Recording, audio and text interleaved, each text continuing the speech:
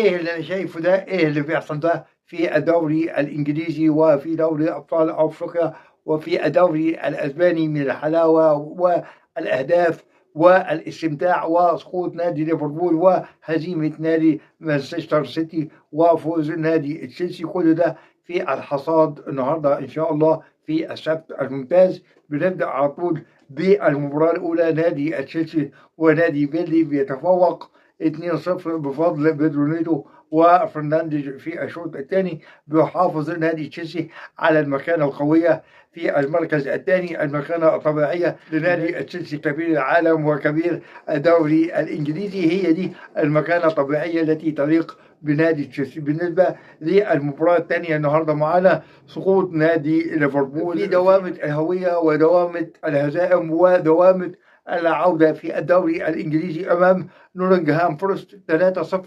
للأسف الشديد ما فيش محمد صلاح، ما فيش فنيات أنصت، ما فيش أي حاجة تدعو، ما فيش حاجة تدعو لأن احنا نشيد بأداء ليفربول. للأسف الشديد أخطاء دفاعية موجودة، أداء هزيل موجود، كل حاجة سلبية موجودة في هذه المباراة، وتنتهي بالخسارة الفادحة والمركز ال11 المؤقت لنادي ليفربول. ونورنغهام فورست يتفوق تفوق تاريخي داخل الدوري الإنجليزي على نادي ليفربول في الجولة ال 12. للأسف الشديد ما فيش محمد صلاح، له حزن شديد لمحمد صلاح وأرنولد وجماهير ليفربول للأسف الشديد.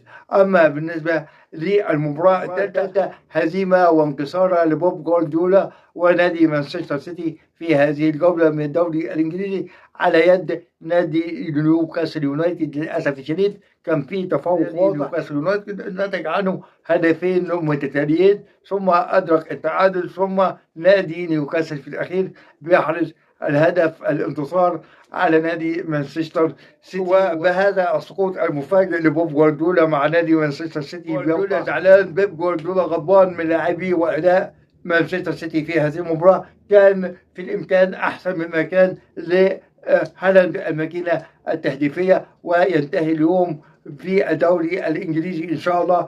هنستكمل بكرة مع القمة الكبيرة نادي الأرسنال ونادي توتنهام في ختام الجولة ال 12 من الدوري الإنجليزي. أما بالنسبة للمباراة الرابعة في الدوري الأسباني والجولة ال 13، نادي برشلونة بيفتتح الكامب نو من جديد بالأفراح وليالي الملاح بالفوز 4-0 على نادي أتلتيك بلباو. بصراحة 4 فرسان في المباراة ب4 أهداف، ليفاندوفسكي هدف، فرناندو توريس هدفين، وفرناندو لوبيز هدف. كالعادة يا سادة تفوق في القوة الهجومية لنادي برشلونة، كالعادة يا سادة نادي برشلونة على القمة بفارق الأهداف مع الغريم التقليدي لنادي ريال مدريد في الدوري الأسباني. بصراحة أداء خرافي، أداء إعجازي لديامين يامال والبقية في ديامين يامال يعود من جديد ملوش مثال مع نادي برشلونة في الجولة 13 من الدوري الأسباني.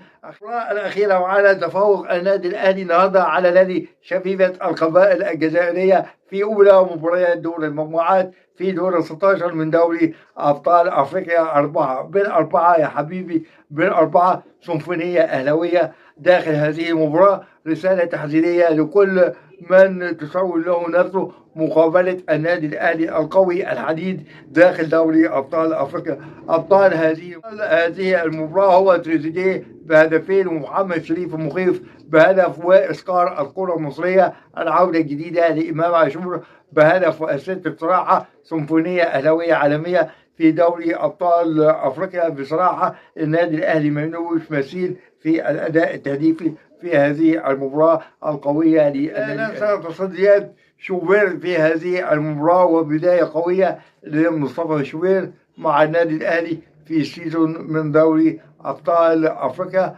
النادي الأهلي قوي، النادي الأهلي حديد، النادي الأهلي جامد، النادي الأهلي فوق الجميع. النهارده السبت الممتاز في الدوري الإنجليزي، سقوط نادي ليفربول ونادي السيتي في فخ الهزيمة، وفوز نادي تشيلسي، وفوز كبير لنادي برشلونة على أتلتيك بلباو داخل افتتاحية ملعب الكامب نو. وطبعا الفوز الكبير والرسالة التحذيرية للكتيبة الأهلاوية. وما تنساش السبسكرايب وتفعيل زر الجرس والاشتراك في القناة واللايك المتين الحديث.